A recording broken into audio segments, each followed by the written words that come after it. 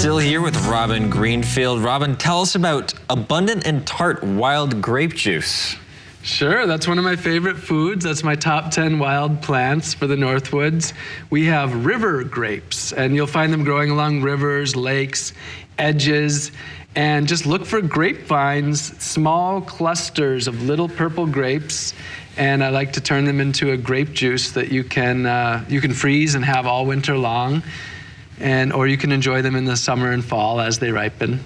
So my big thought for this is that's going to be really tart. Do you ever miss having something sweet? Because I haven't noticed anything like sweet in your diet. Well, right now I'm harvesting some maple sap and I'll be making maple syrup. There you go. Okay, that's sweet. Oh, okay. So today's day 184 of the year, which means I've just made it to the 6-month mark and I haven't had any sugar because I started in the fall. There's no maple syrup in the fall. Right. And so this will be my first sugar in 6 months and I'm really looking forward to it. How do you feel without no sugar? How do I feel in general? Yeah. I would say overall, 6 months in, I feel really good. I would say more or less I'm getting all of my needs met, which is part of this experiment. Like, can I break free from the grocery store and meet all of my needs? No multivitamins, no supplements, no exceptions in any way. Whatever I'm putting in my mouth, I'm foraging. But I just did lab work, and I have a B1. My B1 went a little low, and which is thiamine, and then my mercury actually went way up.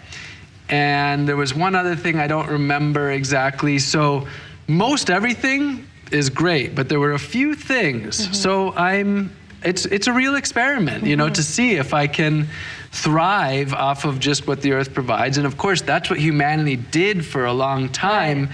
But doing it in 2026 with our depleted soils and the systems we're in now, it's different than it used to be. Right. So what is like a typical breakfast meal for you?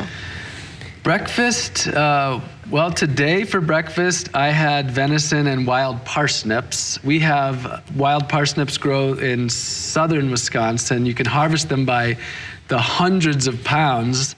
And then I eat a lot of wild rice. I don't have really breakfast, lunch, and dinner foods. It's just often the same thing for breakfast, lunch, and dinner. Okay. I'm thinking about salt right now. So let's go about how you harvested salt earlier. I don't even know what this means. So what is harvesting salt? Oh, wow. I began the year in Portland, Maine. That was the first day. That what you're seeing right now is my first sip of salt water was the beginning of the year.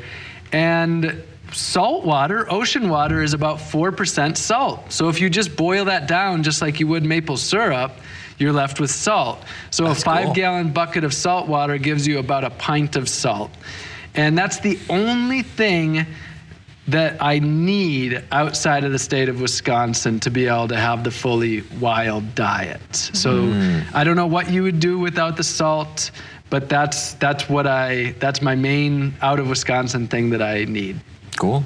Okay, we should take our last break, and Robin, you'll join us for the last bit. We'll give you some plugs about your book. How about that? Sure. Okay, we'll be right back.